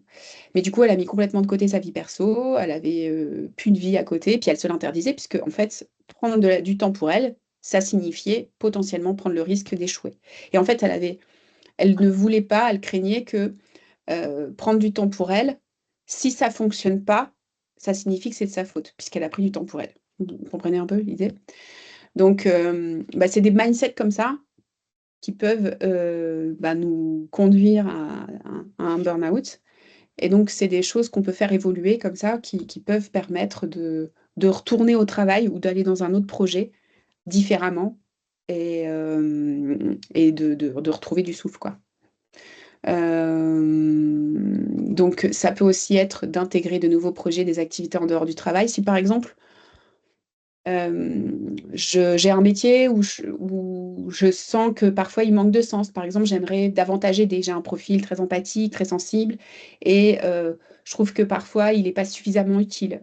Eh ben, j'ai beaucoup de situations où mes clientes se rendent compte que, en fait, tout changer de boulot, c'est pas forcément une solution. Par contre, prendre un engagement associatif à côté peut me permettre de nourrir ce besoin-là, qui aujourd'hui n'est pas suffisamment nourri, sans devenir assistante sociale ou éducateur spé, reprendre 3 ans d'études, et voilà, qui serait beaucoup trop compliqué et qui en plus a un prix à payer parce que ces métiers-là sont pas forcément, n'ont pas que du positif, voilà.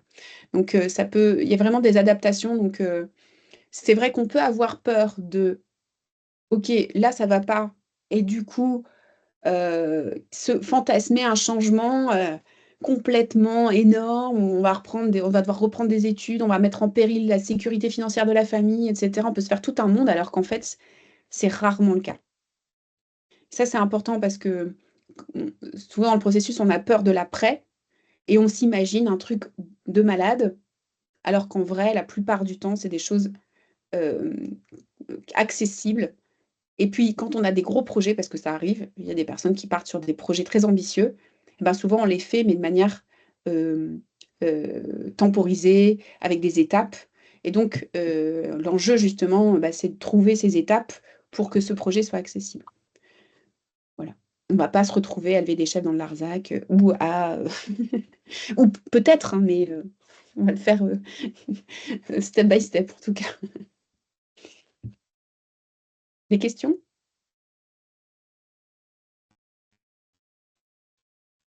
Et alors, le burn-out, donc ce qu'on voulait vous faire passer, c'est que quand on le vit, ça peut apporter en effet, on peut en tirer des bénéfices.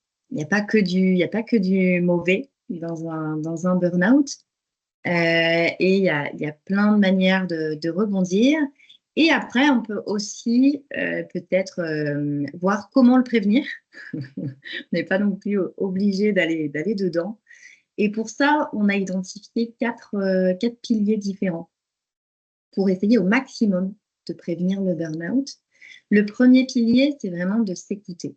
C'est en lien avec les symptômes qu'on a vus au début de la présentation. Notre corps parle. Comme je vous disais, hein, le mental parfois nous dit vas-y, t'es forte, ça ira mieux la semaine prochaine, tu vas pas faiblir, mais notre corps nous parle. Et donc l'idée, c'est vraiment d'apprendre à petit s'écouter de plus en plus. S'écouter soi et parfois écouter aussi les autres.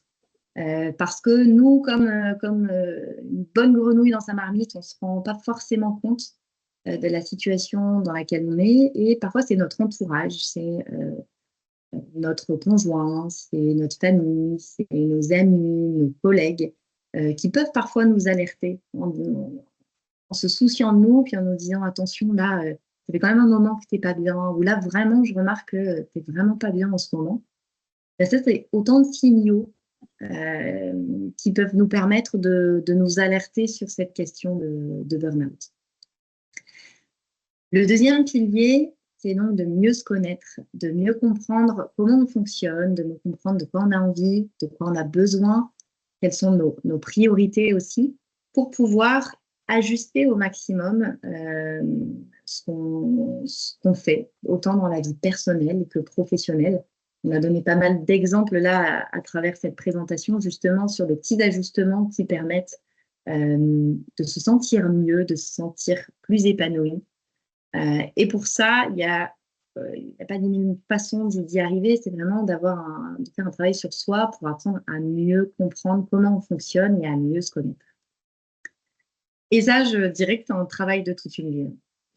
Pour l'avoir démarré il y a quelques années, je découvre encore tous les jours quasiment une nouvelle chose. Et je suis persuadée que je découvrirai ça jusqu'à la fin de mes vies, mais c'est vraiment c'est une bibliothèque immense intérieure qu'on a. Et donc, voilà, apprendre chaque jour un petit peu plus à mieux se connaître. Vraiment, je suis persuadée qu'il y a plein de bénéfices à ça. Le troisième pilier, c'est de communiquer. Communiquer, c'est quoi? C'est parler, c'est se confier, c'est dire quand ça ne va pas. Et aller rechercher des soutiens externes, que ce soit la famille ou les amis. Déjà, les émotions, quand on les a identifiées, quand on les partage, déjà, ça permet de les faire redescendre. C'est prouvé scientifiquement. Quand on identifie une émotion, déjà, on la fait redescendre d'un niveau. D'en parler aussi dans l'entreprise, c'est-à-dire soit aux collègues, soit à son manager. Et d'en parler, c'est quelque chose qui est important parce que on peut penser parfois que les managers voient qu'on ne va pas bien, qu'on voit qu'on est surchargé. Moi, j'en étais persuadée. Je le dis parce que vraiment, j'étais persuadée que mon manager savait et qu'il voyait et qu'il devait voir. Et que, du coup, je n'avais pas besoin de le dire parce que c'était son rôle de le voir. J'ai compris après que pas forcément. Le manager ne le voit pas forcément, aussi bienveillant qu'il puisse être. C'est pas toujours flagrant parce qu'il ne bosse pas forcément sur le même lieu que vous toute la journée. Et puis lui, il est dans son monde, il est dans son univers et parfois il y a des choses qui lui échappent. Et pour avoir échangé avec pas mal de managers, ils me disaient non, on ne voit pas forcément une personne qui est vraiment surchargée ou qui va pas bien en fait. Et moi, pour tout vous dire, mes parents ne savaient même pas que j'avais fait un burn-out. Donc, à quel point on est parfois très doué pour réussir à le cacher et avoir le masque de « je vais bien, tout va bien ». Et donc, pas forcément partir du principe que le manager le voit ou le sait. Et donc, c'est lui communiquer. Une fois qu'on a dit ça, on n'a pas tout dit. C'est que communiquer, oui, mais communiquer avec le bon degré d'urgence. Encore une fois, moi, à un moment donné, je l'ai dit à mon manager, mais j'avais tellement pas envie de lui dire que je me sentais pas capable de gérer tous les dossiers que j'avais, que j'ai minimisé, j'ai beaucoup atténué mon propos et j'ai atténué aussi le degré d'urgence à me retirer des dossiers. Parce que intérieurement, il y a ma petite voix en moi qui me disait non, quelque part tu le dis, mais sans trop le dire parce que tu veux pas. Pour moi, à l'époque, c'était comme un aveu de faiblesse. Donc, c'était une étape qui était très difficile. Et donc, je ne l'ai pas dit avec le bon degré d'urgence. Et donc, nécessairement, la réponse n'a pas été une réponse avec le niveau d'urgence que j'attendais ou que j'espérais. En fait. Donc, c'est important d'en parler, mais c'est important aussi de le dire avec vraiment le niveau d'urgence que vous ressentez aujourd'hui et à quel point ça vous affecte pour que la personne en face comprenne à quel point c'est important et que du coup les solutions qui sont apportées soient à ce niveau-là. Et après, le dernier ingrédient par rapport à cette communication, il faut aussi être écouté. Et ça, je suis persuadée qu'il y a plein de managers bienveillants et qu'il y en a beaucoup plus que de managers tyranniques, mais il se peut aussi que vous ne soyez pas écouté, que votre manager dit ouais, bon, ça va, tu vas arrêter de te plaindre, ou voilà, ou que vous ne soyez pas pris en compte, et ça, c'est possible aussi. Ce qui peut arriver aussi, je me permets, je pense que c'est mais ça va aller. En fait, c'est bienveillant, mais la personne le pense vraiment, mais en réalité, parce qu'en fait, peut-être que, enfin, moi, ce que j'ai observé beaucoup, c'est que mes clients disent ça va pas, ça va être dur, j'ai beaucoup machin, mais ils font quand même. Et donc, ils ont l'impression de dire que ça va pas, mais ils le disent pas, en effet, comme le disait Justine, de manière assez ferme et avec un degré d'urgence et avec vraiment une demande de solution concrète. Et du coup, le manager, en plus, en général, comme c'est des gens super engagés, super pros, etc., se dit mais ça va aller, mais si tu vas y arriver.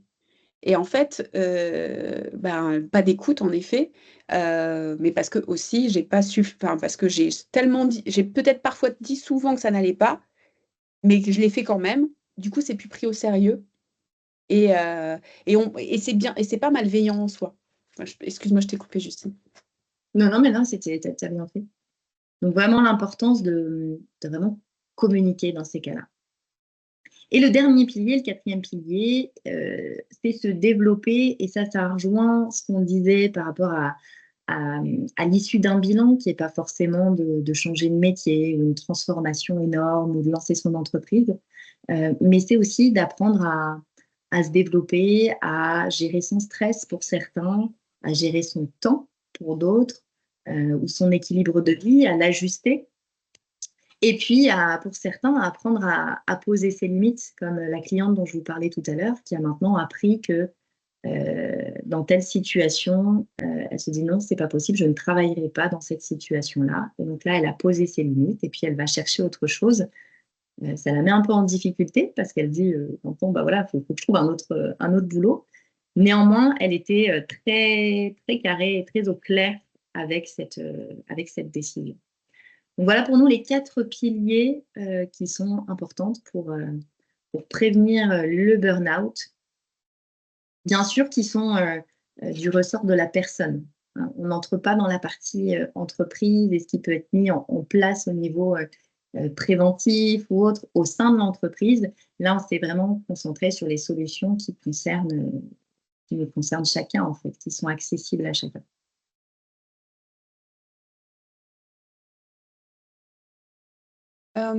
Oui, on voulait vous communiquer le fait que, compte tenu de cette analyse qu'on a pu faire, de l'expérience qu'on a, des accompagnements en bilan de compétences, on souhaite aujourd'hui développer un bilan collectif, donc pour l'année prochaine.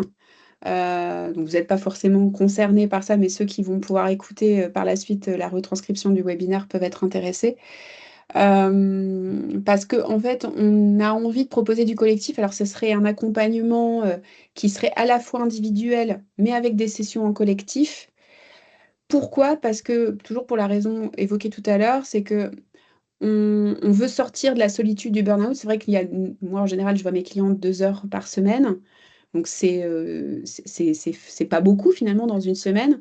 Et on peut aussi imaginer que du coup, cet accompagnement collectif permettrait de créer une communauté de personnes qui vivent la même chose et qui pourraient se soutenir les uns les autres. Et on sait à quel point c'est important. Ça peut permettre de partager en effet les mêmes problématiques. Nous, ça nous permettrait aussi d'axer aussi l'accompagnement avec des outils concrets qui concernent les personnes qui vivent un épuisement professionnel. C'est aussi un moyen d'élargir son réseau professionnel. Et puis vraiment, comme je le disais tout à l'heure, vraiment le collectif permet c'est vraiment thérapeutique en soi, quoi. Donc, on est en train de développer le programme, donc un programme qui serait à la fois des séances collectives et puis une grosse partie aussi d'individuel pour avancer. Donc, voilà, c'est un projet qu'on a, auquel on tient. Et c'est vrai vous pouvez en parler autour de vous aussi si vous avez des personnes dans votre entourage qui pourraient en avoir besoin. Et donc de manière spécifique sur le collectif aux personnes qui traversent un épisode de burn-out. Est-ce que tu as quelque chose à ajouter, Justine? Non, bah après peut-être tu peux montrer la slide d'après. Où là, on vous a mis quelques indications un petit peu plus techniques, on va dire. Mais globalement, ça serait un accompagnement de 24 heures qui comporterait 15 heures en collectif et 9 heures de séances individuelles. Et dans ce programme-là, ce qu'on avait envie, c'était de créer un WhatsApp commun qui permette de vraiment créer de l'interaction. L'idée, c'est vraiment ça, de privilégier l'interaction, l'échange au sein du groupe, le soutien, le partage. Il y aura même 2 outils, 3 outils même qu'on aborde dans les bilans de compétences individuelles. Un premier outil qui permet de mieux comprendre votre profil de personnalité, qui s'appelle Process Communication, qui est souvent un outil qui, avec nos clients, leur permet de mieux accepter leur manière de fonctionner, de mieux comprendre aussi ce qu'ils jouent avec, par exemple, leur manager, de comprendre leur comportement sous stress, donc d'améliorer vraiment globalement la compréhension de soi et de ses besoins. Un deuxième outil aussi qu'on vient d'intégrer là au mois de juin dans un des accompagnements, qui est un diagnostic EQI. Un diagnostic qui permet de faire le point sur vos compétences en matière d'intelligence émotionnelle. Donc, savoir comment vous utilisez vos émotions de manière constructive pour être bien dans votre vie, pour être performant et pour vous mettre en relation avec les autres. Donc, c'est un test que vous passez, comme le process communication, et qui vous sort un rapport. Et puis ensemble, on analyse les résultats, puis ça permet de mieux comprendre vos mécanismes émotionnels, de mieux comprendre vos forces et de mieux expliquer parfois les difficultés que vous pouvez rencontrer. Et le troisième outil qu'on utilise dans les bilans de compétences, qui est une plateforme de métier qui s'appelle Parcouréo, qui permet de faire des recherches sur des métiers qui pourraient vous correspondre. Et c'est vraiment un des outils qu'on utilise pour pouvoir créer des idées, pour pouvoir ouvrir un petit peu le champ des possibles et se dire, tiens, tel métier, il m'a parlé pour tel aspect. Et j'aurais pas pensé à ce métier-là en d'autres circonstances. Donc voilà, il y a ces trois outils-là qui nous permettent aussi de venir appuyer le bilan de compétences. Et puis après, de manière plus classique, c'est une synthèse à la fin du bilan et puis un entretien à 6 mois à la fin du bilan. Voilà globalement ce qu'on voulait vous partager sur ce nouveau bilan collectif.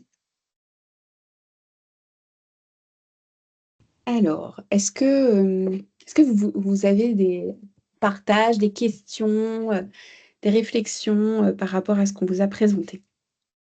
Moi, je voulais parler pratique.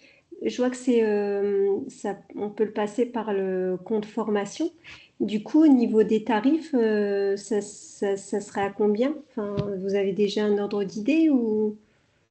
Alors, je ne l'ai plus en tête, Justine. D'accord. Aide-moi. Je ne sais pas si tu as le document. Je vais te confirmer ça pour ne pas dire de bêtises non plus, je vais vérifier.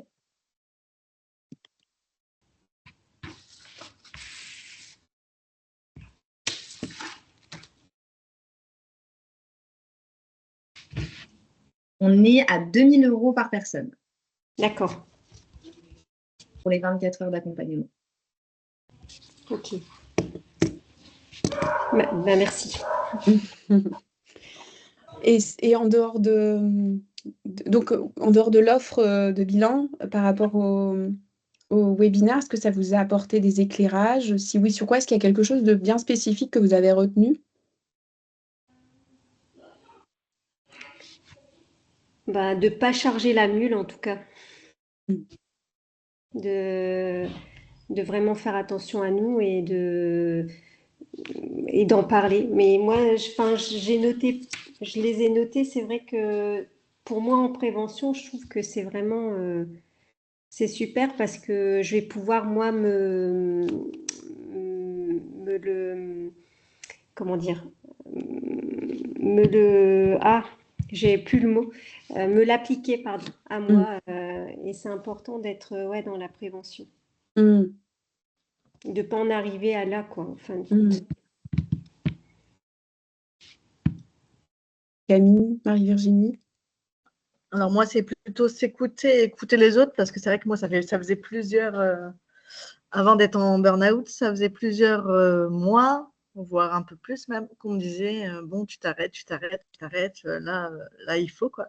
Je disais, mais non, il y a toujours le dossier, je m'arrêterai quand j'aurai fini ce dossier. Et puis, au final, quand je l'ai un peu annoncé à mes proches que là, je m'étais arrêtée parce que c'était plus possible, ça a été, ah, enfin. Donc, oui, s'écouter, écouter son corps, écouter les autres, communiquer, c'était important aussi. Et ça a permis aussi de mieux se connaître, en fait, cette période-là. Et puis maintenant, il n'y a plus qu'à rebondir. Et voilà, la positivité toujours.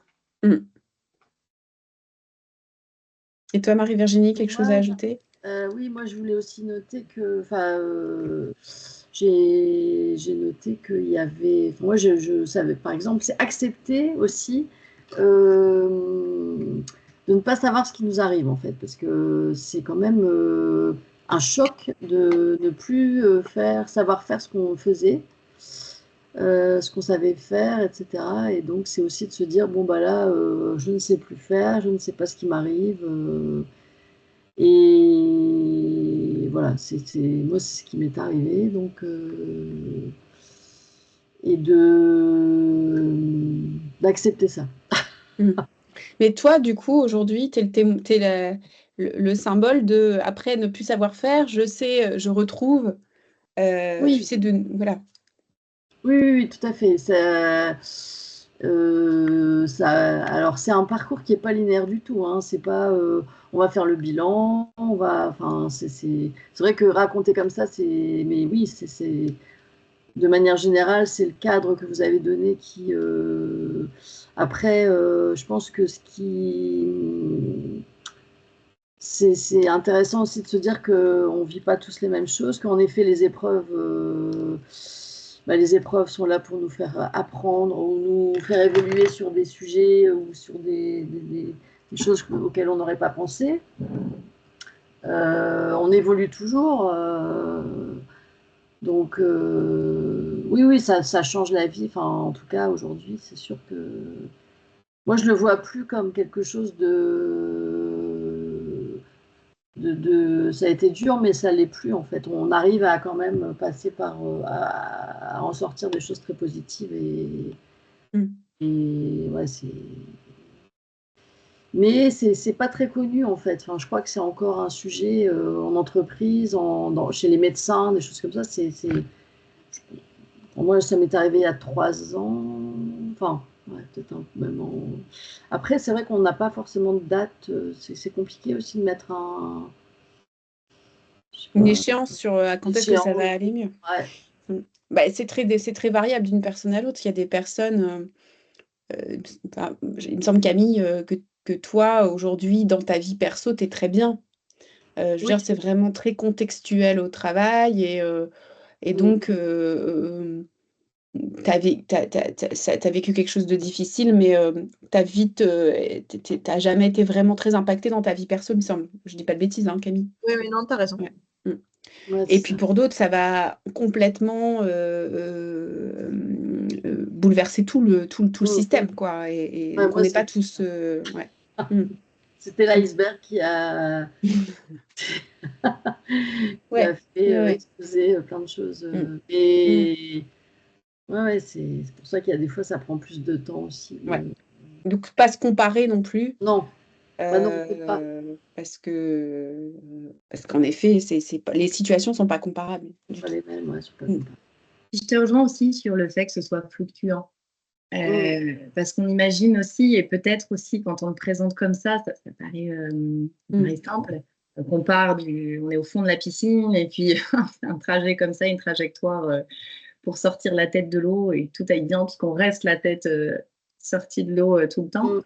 Mais je te rejoins sur le fait que c'est comme ça. Et que c'est tout le temps comme ça. C'est un peu comme, je trouve, l'équilibre pro-perso. C'est pas quelque chose qu'on acquiert et qui reste. Et une fois qu'on l'a trouvé, hop, c'est bon, c'est gravé dans le marbre. Et c'est vraiment quelque chose je trouve, qui s'affine et qui bouge.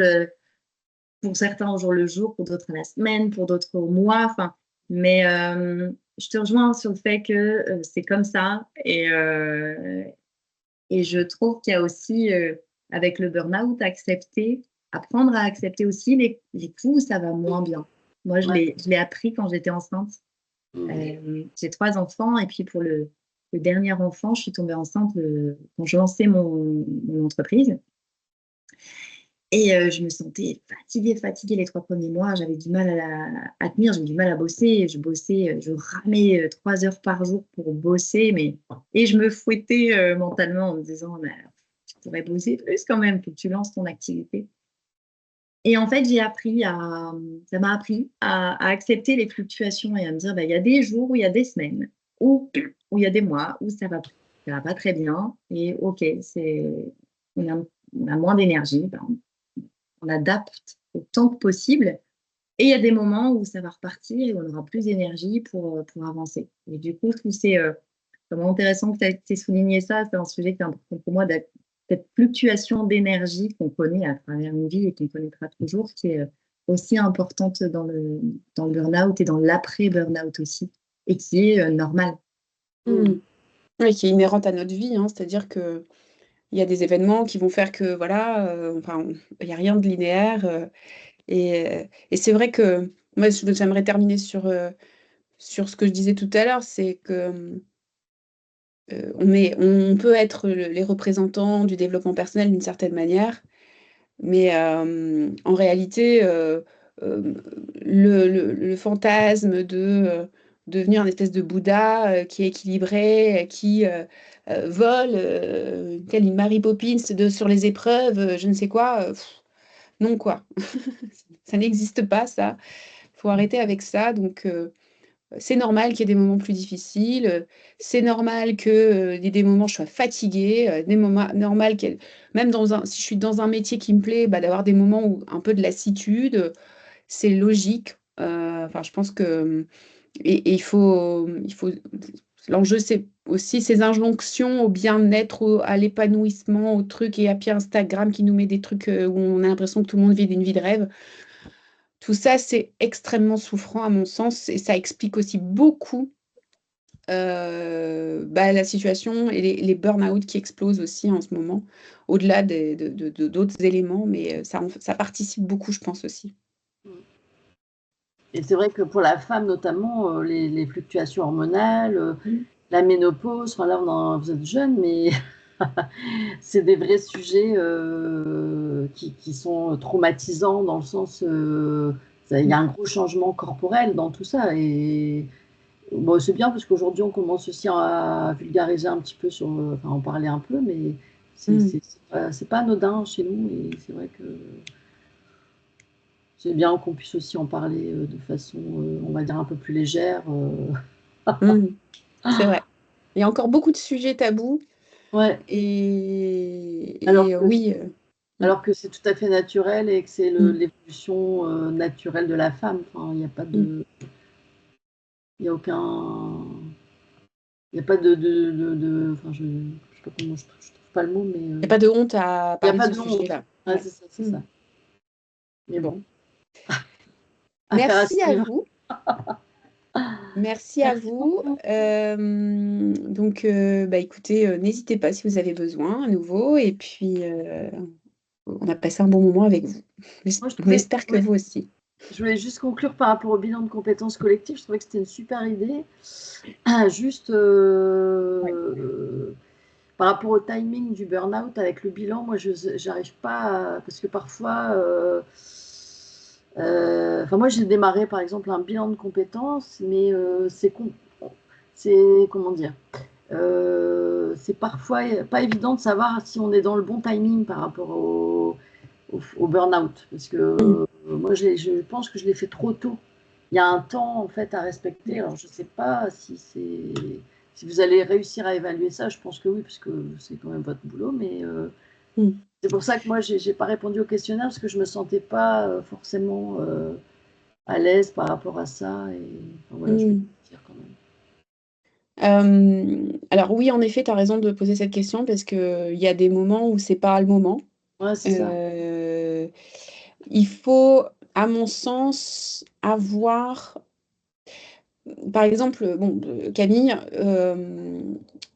elle a vraiment vécu un épisode de ras-le-bol professionnel, mais qui était surtout très contextuel à un événement, une personne, enfin bref, voilà.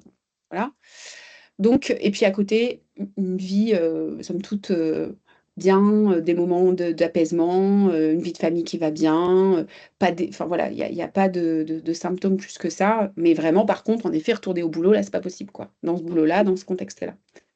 Et donc, ça, c'était assez clair assez vite. Et puis, en fait, il faut, pour pouvoir entamer un bilan de compétences, il faut avoir des capacités avoir l'envie déjà. Voilà. Et pour certaines personnes, ça va vraiment booster la confiance. Ça va vraiment permettre d'avancer parce que je suis dans l'action. Ce qui est compliqué parfois, c'est de pas être bien et puis de pas savoir quoi faire. Et donc, le fait de me lancer dans le bilan de compétences, ça va me remettre en mouvement et ça va me redonner confiance. Bah là, par exemple, j'en ai une autre de cliente actuellement qui me disait au début du bilan, j'ai pas d'énergie, j'ai peur au niveau cognitif de ne pas y arriver, etc. Alors que bon, dans la relation qu'on avait pu avoir pendant 1 heure avant, j'avais vu qu'il n'y avait aucun souci là-dessus. Et en fait, elle est super contente parce que ça l'a complètement reprojetée dans l'action. Elle en avait besoin. Elle a compris bah, du coup qu'elle avait besoin de se connecter. Donc en fait, elle a pris des décisions différentes. Et donc en fait, elle est vraiment sur le chemin de la reconstruction. Mais parfois, bah, en fait, si vraiment on est dans un état de dépression, là, faut attendre. Tout à fait. Faut attendre un peu. Donc ça, c'est vrai que c'est des questions qu'on pose au début, avant de démarrer, pour voir si la personne elle est prête ou non, quoi.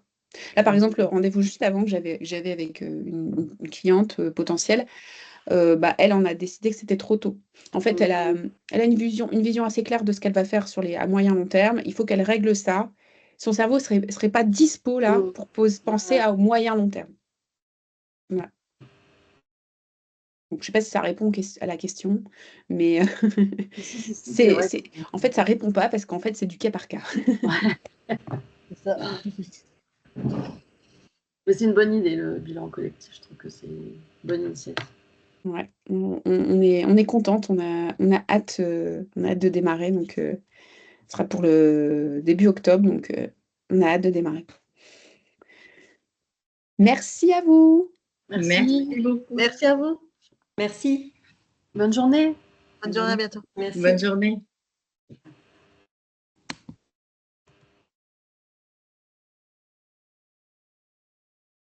Bon. Voilà. Non, mais c'est bien passé. Ouais. Bon. Le seul truc, c'est que bah, Camille, elle est en bilan. Séverine, c'est une fille que j'ai interviewée, une naturopathe, mais elle est